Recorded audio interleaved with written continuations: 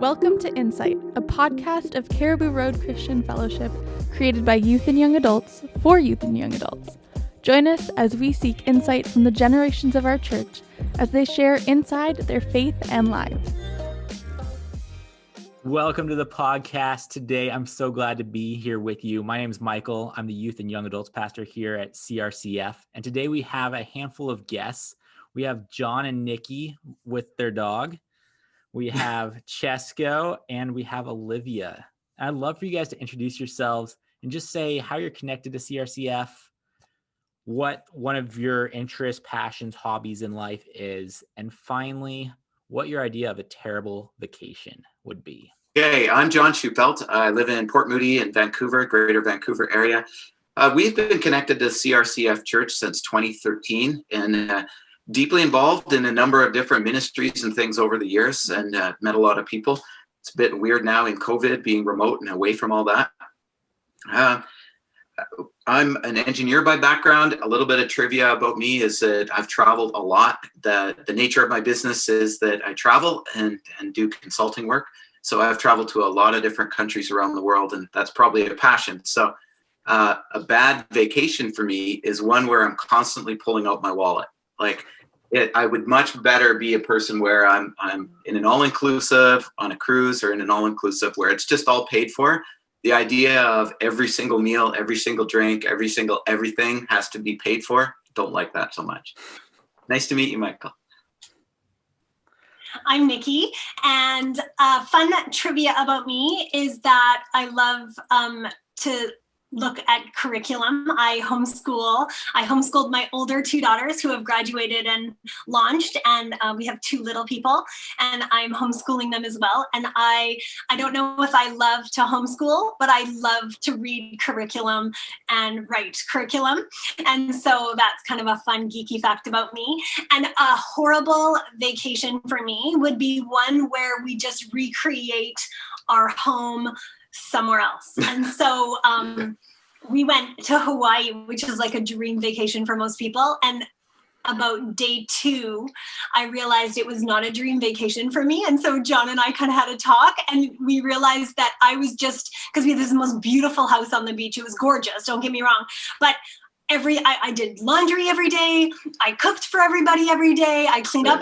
And so by day 2, John's just like, that's it. We're eating out for the rest of this vacation. So he sacrificed his take out your wallet for my happiness, which is why our marriage stays good. I think that's why he sacrificed. But that's a bad one for me, is that, I just don't want to recreate my house. Just take me somewhere else and let me be cooked for. I can respect that. How about you, Cesco? So I'm Cesco, and I've been going to the church pretty much my whole life, me and my family. One of my passions is music. So I play the drums, and you might have seen me on stage or playing now. Just heard me. So I've been doing that for probably about like 3 or 4 years now. Starting off playing with the youth and young adults, and then eventually in the main service. Probably the worst vacation for me would be going to somewhere like super cold. I don't know. I way prefer the heat more. So like going, I don't know, up north, anywhere in like Canada, or anywhere like it's just snowing the majority of the year. I just hate it. Okay. Yeah, I can empathize with that. I'm Olivia. I'm in grade 12. I've been going to the church since I was born, basically. I'm also Cesco's cousin, so we grew up together and everything. Right now I'm a part of the youth, and we've been kind of helping out with the church. We made like a Christmas party. We're just organizing little things like that. I also helped out with the coffee cart a couple of years ago, so that was fun, you know. One of my hobbies is playing basketball. I've been playing since I was 9, I think. So that's been a lifelong passion of mine. A bad vacation for me would probably be having nothing to do. Like it would be fine if I was like in a small town, as long as I had like my bike or my skateboard or I can do something active. If I'm not doing anything, then I won't have a good time. That's awesome. I have a really controversial worst vacation opinion, because one of the worst vacations to me would be Disneyland. I just would not like being crammed with a bunch of people in like Southern California where it's hot. Not my thing, but I know a lot of people, that's their dream. And today we're jumping into a totally different topic. It's actually motivation and purpose, which kind of tie together. So this might turn into a two-part. We don't know where it's going to go. We're going to just start asking some questions and see where that goes. But thinking about motivation, it's really funny because my whole life I've been a very driven person. There's a lot of people that are like, Michael, you might be a little too driven, a little too type A. But then in the last few years, I've started to actually get to where I was driving per se. I've achieved some of the goals that I had that I was driving towards. And then I'm like, wait, what do I do now? Where's my motivation now that I've accomplished what I've been thinking about for the last 5 or 10 years of my life? So that's one of the issues I've been running into. So I'm actually coming in with some questions and curiosity, hoping to hear some answers here and maybe learn from my own life. But to start things off, I wanted to ask a really simple question. What gets you out of bed in the morning? Like, just thinking about your life, when you roll out of bed, why do you not just hit the snooze button, go back to sleep? What makes you want to get out of bed, put on clothes, live your life? Well, I personally really like sleep, but I really like to learn, and I like to be physical. I like working out, and I like having, just something to do to always improve myself and, like just be a better version of myself. So whether that's working out, whether that's, studying biology or something like that, it's just interesting, not boring. Yeah. How about for you, Cesco? Yeah, I think for me, like, it's a combination of a lot of things. I wouldn't say there's like one thing that gets me out of bed, but I think like I want to talk to certain people, like keep up relationships. I also really like working out and getting physically active every day. So that's something like that really excites me. It's like sometimes it's the best part of my day. Like if it's a really work heavy day, it's just something you can relieve your stress with. But also, yeah, like when school is around, there's always stuff to do. So for me, it's pretty easy to kind of get out of bed, get started, and try and get an early start and work hard at whatever I was studying or whatever exam or project I was working on. And then when it's work, I think, just being excited about the project you're working on. I think all those things combined kind of gets me out of bed. Yeah. I would say I'm naturally a morning person. A harder question for me would be what keeps you up at night, because 9 o'clock comes and I'm ready for bed. But I'm naturally up in the morning early.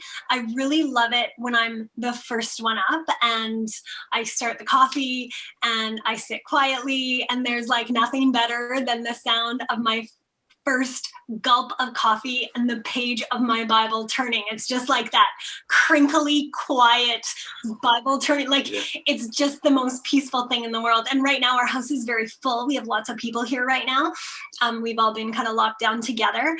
And so the earlier I get up, the better, because then I have no little people running, big people fighting. It's just that quiet before the storm hits in our days. And so that is very motivational. And we have a dog now, so I have to take the dog out. So that all of those things get me out of bed in the morning.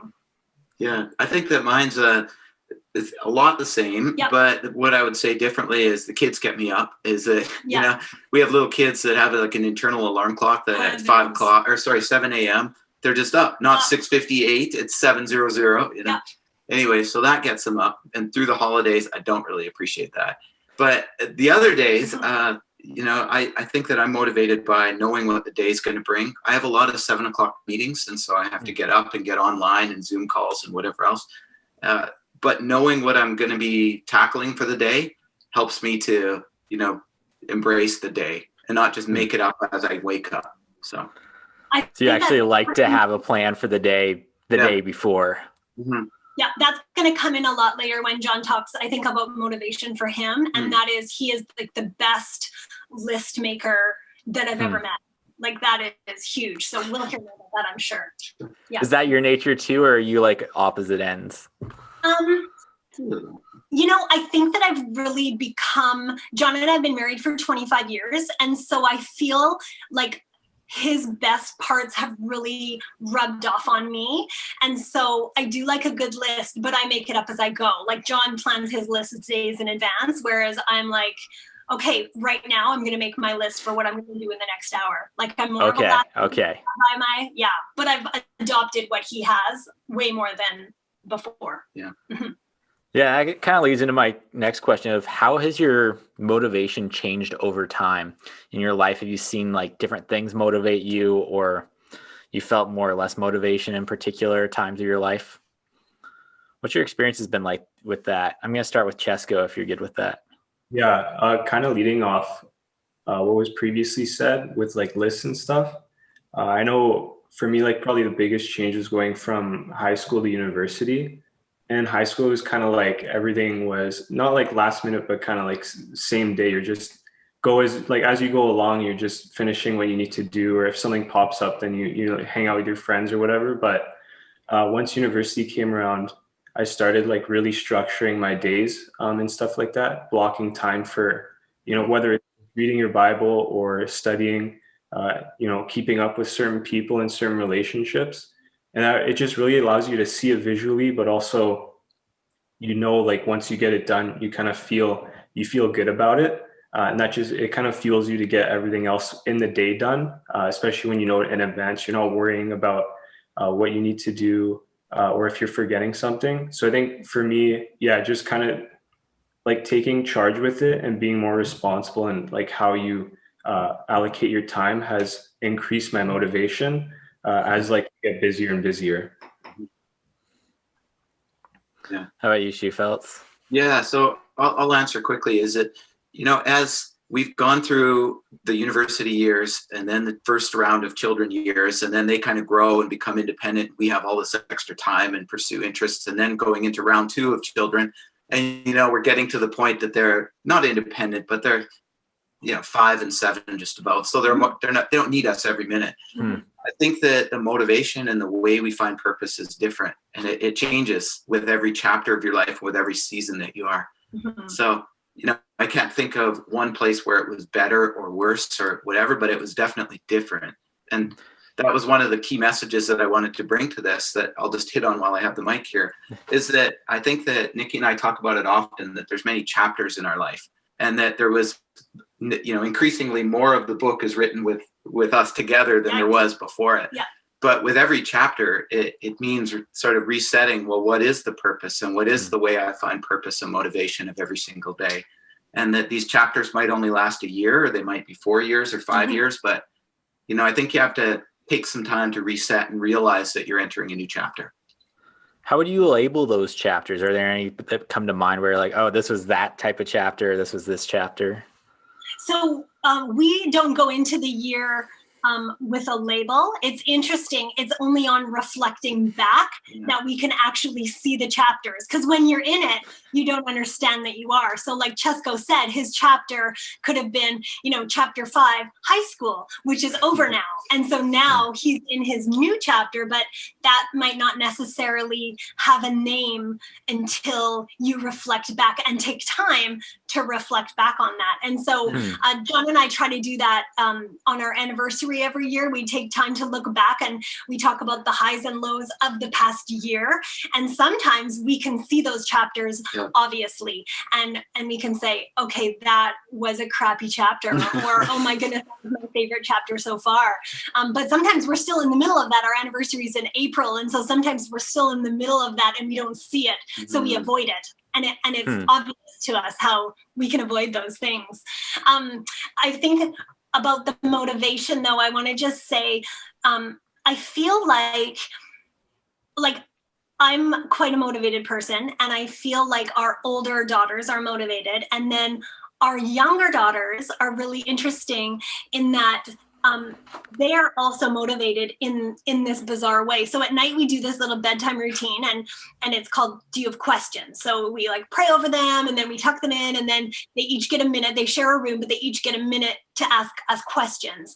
And both of their questions come into, what are we going to do tomorrow? Could we do this tomorrow? So they're already becoming mentally motivated for their next day, even as they're going to bed at night. So, and we adopted our little girls. And so it's not even like it's a genetic motivational.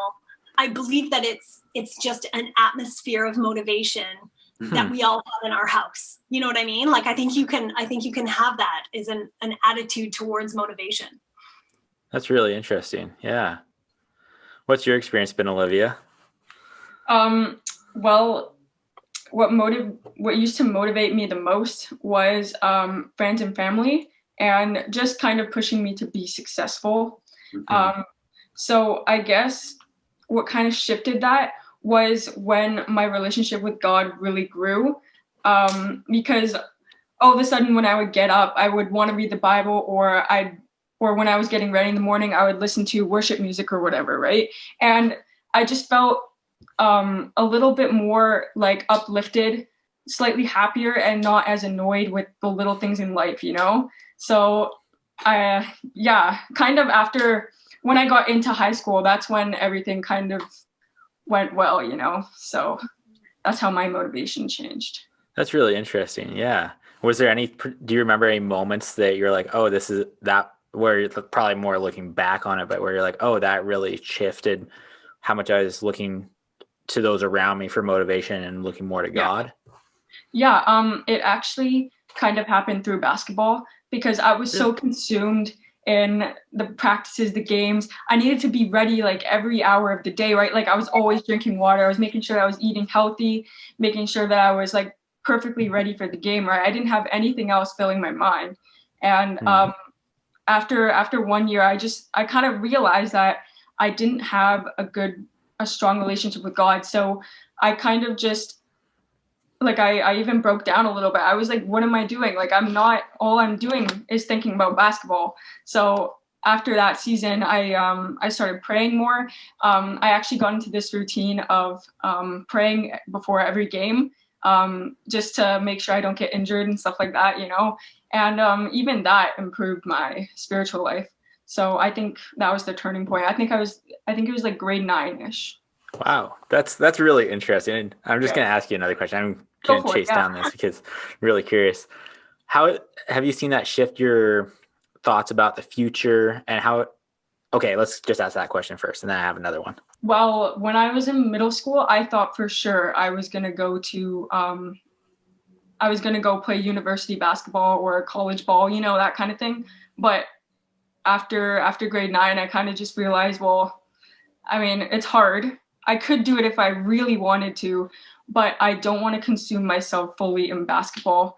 I want to pay more attention to God, my academics, that kind of thing. So yeah, I'd say that it changed my future a little bit. I'm more just looking for the academic side of things and looking for a good university that way instead of just basketball wise. That's interesting. Do you ever have like regrets about not pursuing basketball as hard, or? No, because I still play on my team. I still work as hard as I can. I'm just not practicing as much on my own time, kind of thing. And I'm not dwelling on every single game, every single practice like I used to, you know what I mean? Because I used to think about each game over and over and over again, think about what I could have done differently. And like, I would even write down the plays over and over again. Like I don't do that as much anymore. So, but I'm still pretty invested regardless. Yeah, that sounds like my experience with sports in high school, except I didn't adjust my motivation until a bit later. That's really interesting though. That's cool to hear. I'm curious for the rest of you guys, whether you've really seen your faith shape your motivation and purpose, or whether it's just something that just comes alongside it for you. Yeah, I know for me, like the past, I guess, year, there's been a pretty big shift. My first year of university, I was kind of like Olivia with basketball, but with academics. Like I was studying really hard and put all my time into it. I think partly because I was just I didn't know what to expect with like jump in difficulty and things like that. So I worked really hard at it and I did well, but I found myself, well, one, my relationship with God took a toll, and as well, like just my overall like happiness and like relationships around me took a toll. So starting like second year, I think, yeah, I started going to like young adults and events like that more. And then this third year is, especially with it all being online, I found I had like, an extra 2 or 3 hours every day that I didn't have before, just from like commuting, and you don't have to walk in between classes and all that stuff. So I was able to become a leader at the youth group this year with Michael when he joined, as well as like be a lot more involved in the worship band, playing more often, and young adults as well. So for me, I've seen there's been new sources of motivation, different things change. And I think, yeah, having, meeting different people through these things and kind of like, throughout the week now I have different things to look forward to. I think that's definitely changed it and allowed me to, keep things fresh, as well as make more time for relationships that I care about, like relationship with God, or people in the church that I want to get to know better. How much was it that your motivation shifted, so you changed what you were doing, and how much was it that you changed what you were doing and that kind of shifted your motivation? I think it's the latter. Like, as I changed what I was doing, I think I was further motivated to do those things once I kind of saw the results. And once I saw, if I put the 2 hours a week going and being a youth leader, it really doesn't affect other things that much. And if anything, it benefits me overall, because I get to spend that time in community, talking with the youth about God, their relationships, what's going on in their life. So for me, it was, yeah, I first did the activities, and then I saw later on how it motivates me afterward. That's really interesting. That's something that I've noticed happen sometimes in my life, but I feel like it's the opposite of what I'm told to expect, where I'm like, oh, you need to be motivated to do this, and then you'll start doing this activity out of that motivation, where sometimes it's like, no, you just start doing the activity. Yeah. And then naturally it shapes your thoughts and your heart and your motivations. That's really cool. And it's interesting. What's been your experience with motivation changing over time and your faith in life? I want to answer that by reflecting back on something that Cesco said earlier, and that's that if you're purposeful around blocking off time and getting into a habit and routines around things, and prioritizing, well, what things matter versus what things might matter less, I think that can really shape how you approach the day, the week, the month, the year, the reflecting back on it through those seasons. And so Niki referred to around list making and whatnot, I make lists to a point, but I adhere more to I manage my calendar really well. And so I put things into my calendar that might not be a meeting with other people, but it's stuff that I just want to get done or make time. And sometimes it's with the children, or sometimes it's with Niki, or sometimes, I can block off that time and I can say no to other people trying to get into that time and into that place. So I guess how that reflects back on what you were saying around this is that if getting into community through service of Young Families Life Group, which is what we were leading last year, and that it becomes a priority, because now I'm going to invest time into it. And time really is, another key learning here is time is the most important commodity that you can say. Yeah, you can have money, but the older I get, the more I realize that time is just so precious, and that. So how you spend your time and where you spend your time and the reason why you've prioritized that, I think that's all really important to be thinking about. That's interesting. Yeah. Do you have anything to add, Niki? I don't know. I was just listening. I love hearing Olivia and Cesco talking, because John and I were not raised as Christians. Neither of us knew Christ until we were out of university and into our later 20s, actually. And so we have a life, a substantial part of our life where we were still highly motivated people, but we were motivated for ourselves. And then we have this season of life that we've been in that so we could tell two different stories, and yet they're equally motivational. We were equally driven, I would say, but I love how when Cesco said it was the activities that he's choosing that then created more of the motivation that way. And I don't think I could even add anything to that. I think that that's the wisest statement that could ever be made, that you're making choices to use your time and energy for God, and no matter what that would look like. Like Cesco, you weren't concerned about the outcome of that. You were just opening yourself up to be used by God. And then that created motivation for you to do more of that. Like that is, in essence, the Christian life right there. And listening to the voice of God. It's beautiful. It's beautiful. Now, a little bit different question, and this might apply to you, this might not, but have any of you struggled to have motivation at any point? And if you did, how did you work through that? How did you come out the other side of a struggle with motivation? Have you learned any tools for addressing when you're just not motivated? Well, I think everyone loses motivation at some point in their life, whether something bad happens or you simply just lose your fire. And I think that God can bring you back to that by just simply reading your Bible, praying, stuff like that. That's how I have done it personally. Like sometimes there's like this weekend where you're just kind of slumping around, you're watching TV, you're just reading, you're just doing whatever. And then you have to go back to school and you're like, I don't want to go back to school. But, it's things like seeing your friends or working out. Working out might be the great part of your day. I think stuff like that brings back your motivation because, like you guys said, time is so precious, and I think you need to make the most of your day and life in general. Niki, you're like motivation central, I've picked up. Have you ever had any experience like that? We have. John and I had a very part of our life. The girls were kind of older. They were like 12 and 14. And we could see a time where our nest would be empty and we would be like looking at retirement. And, John was working hard in his business and he was working his way up the ladder. And we could see a time where, we could retire early. We could, live our life that way. And we started the conversation together of, almost Michael, like you said, that, you get to a point where you're like, okay, well, I've met all my kind of goals, I guess. So what the heck do I do now? Anyways, and so our conversation really got my motivation kind of slumpy. Like I just thought, you're right. Like really, I've lived my life. This is what we're doing.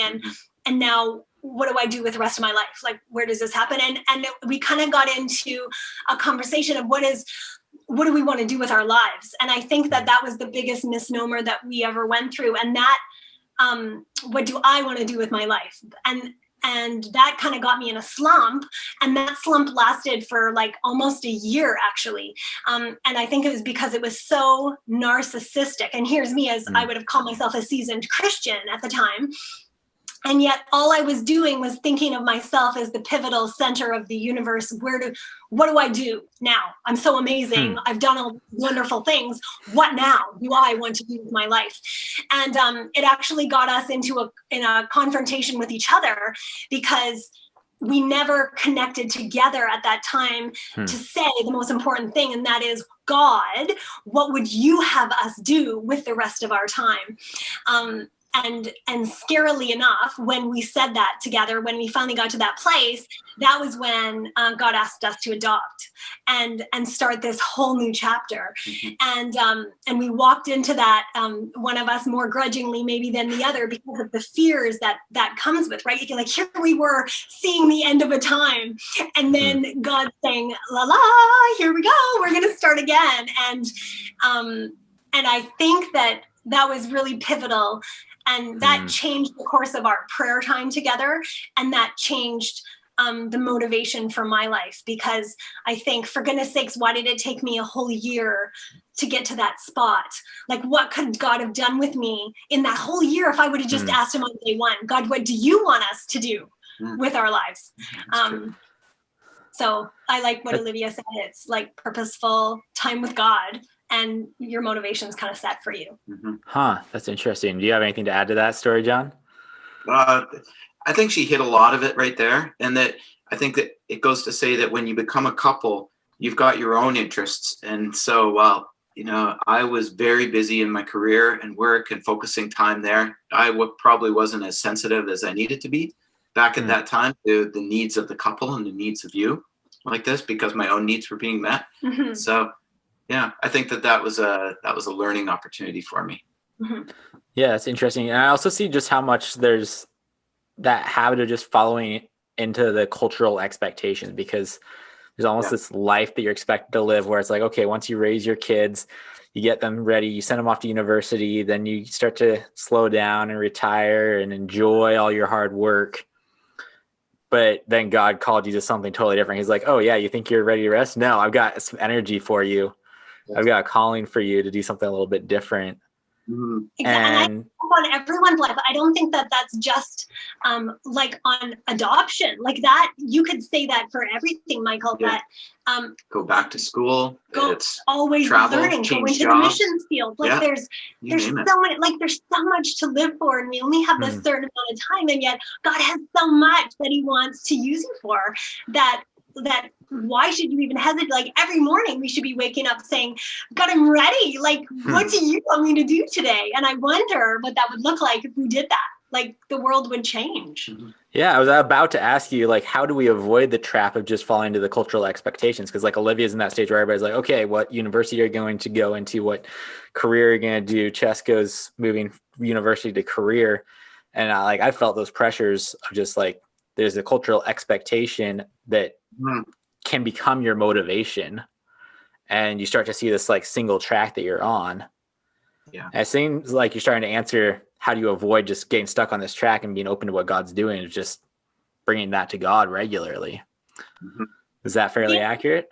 Discussions with our young adults right now, even because both of them individually are pursuing careers and lifestyles that are kind of not normal. You know what I mean? Like they're not just getting a status quo job, even though they totally could, or they're not, like our oldest daughter got married super young, and her husband are going into missions, and they have 2 kids already, and she's just like a baby herself.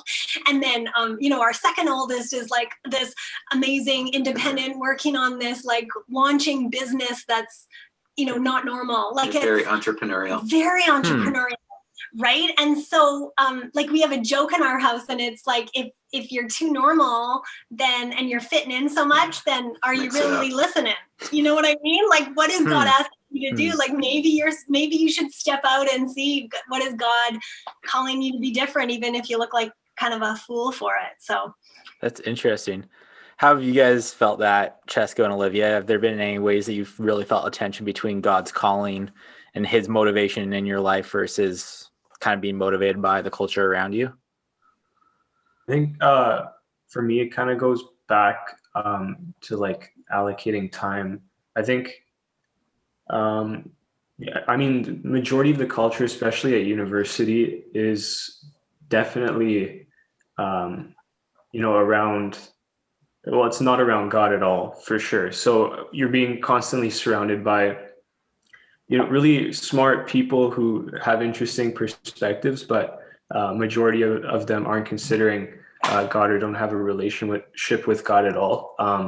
So I think, the pressures from that and what to do, you get to know those people, and there can be certain temptations or things like that can kind of draw you away. I think, in terms of like purpose, I don't know if I've had like any major issues with that, but I think more in terms of like, like allocating time, like rather than spending time, let's say if you have like a life group or something that you could join, or you could, spend that time with friends or like going to parties or whatever. I think, what are you motivated to do in that sense, I think is the bigger struggle, at least from my stage of life right now. Yeah, that's really interesting. How about you, Olivia? Do you mind just expanding on the question a little bit?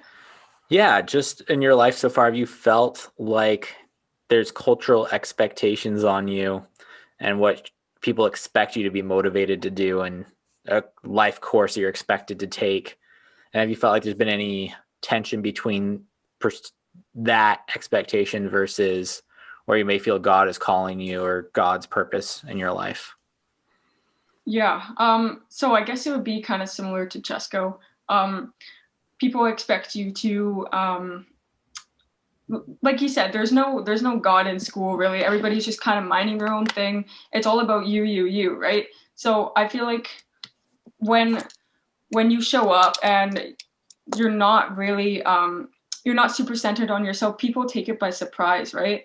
So that's something that's kind of unexpected almost. But when it comes to expectations, you know, I think Cesco said this, like certain courses that you have to take to be successful, and almost kind of like your status maybe in school and how popular you are. That's more of a high school thing, but you know, that can be an expectation whether you're on a sports team or something like that. One thing that stood out to me was sometimes it's not necessarily that you're doing a different action than those around you, but it's what your motivation behind the action you're doing. That like you noticed that your peers at high school noticed that you weren't as self-centered. Like you might be doing the same class, you might be doing the same homework, you might be playing the same sport. Yeah. But part of God in your life is that even though you're doing the same activity, your motivation in that is different. That really shapes you to be a different person. Mm-hmm. That's something that I've seen stand out, where sometimes people are even like, oh, I don't want to live a boring life and just do what everybody else does. I want to passionately follow God. Maybe I need to be a missionary. Yeah. And some people God has created and called to be missionaries, but other people he's been like, I've called you to be an engineer, but you're going to do that a little bit differently because you're going to have a different heart in that than those around you. Like I can see Cesco being just a different person in his field because of God working in his heart and his motivation. I'm reminded of a time in our history where we lived in Edmonton or greater Edmonton area, and it was booming at the time. The economy was red hot. The whole town was very, very energized with new houses going up and a lot of wealth around us. And that it became uncomfortable to live there and be a Christian at the same time. And we were new Christians at the time. We were. And that what we were struggling with is our children would go and have play dates at some of the other houses, which were enormous. And that, you know, they got a new truck and they got all this and they're going to Hawaii or Disneyland, you know, they're going somewhere. But this, and that we made a hard decision then to sell our house, quit our job and move away. And that the whole city at that point was saying, you're doing what? And that we took because we were right in that. Yeah, we were right in it. We were like, but we were uncomfortable by it. And we couldn't figure out why. Yeah, but we were really uncomfortable by it, and we were uncomfortable in what we were seeing in our children. And so we made the tough decision to quit our job, sell our house, move away, and reset. And that was fine. But it was surrounded by prayer, and all of our people were in the know as to what our motivation was. And looking back, it was the right thing to do. Okay, but we can't just leave it like that. You can't just say we quit our jobs and we moved, because we actually like became gypsies. I'm not kidding you. Yeah. We didn't have a house. We went to Europe with 2 little kids and lived in hostels, and we had no direction other than said, God, we will serve you and we will do whatever, and we just want to be together as a family. And we brought like a handful of toys, and each of the girls had a journal. We went to countries where we didn't even have like television for them to watch. Like it's the most ridiculous thing that we ever did. And that's what people said to us. They're like, you're wrecking your family. Yeah. And you're but it was non-conventional, but it was the right thing to do because it wasn't in line with the values that we were trying to raise in our children at the time and in our family. Yeah. I can imagine that would be pretty wild. Like I've lived in Edmonton for a little while, and like there's very much an expectation of what you do with your life and what the good life looks like. And looking back on that, you're like, oh, that was the right thing. That was so good. That was so worth it. What were some of the feelings you had going through that? I think that there was some excitement, you know, on the positive. There was the excitement of the unknown and the excitement of a fresh start and not really knowing what we were going to do. But there was certainly nervousness from the, you know, where are we going to live? How are we going to land? You know, I had a good job. How am I going to get a new job? the money, where's the money going to come from? I've got little children. Mhm. And, what's the effect? We're pulling our kids out of school to go and travel away. And what effect is that going to have? Mhm.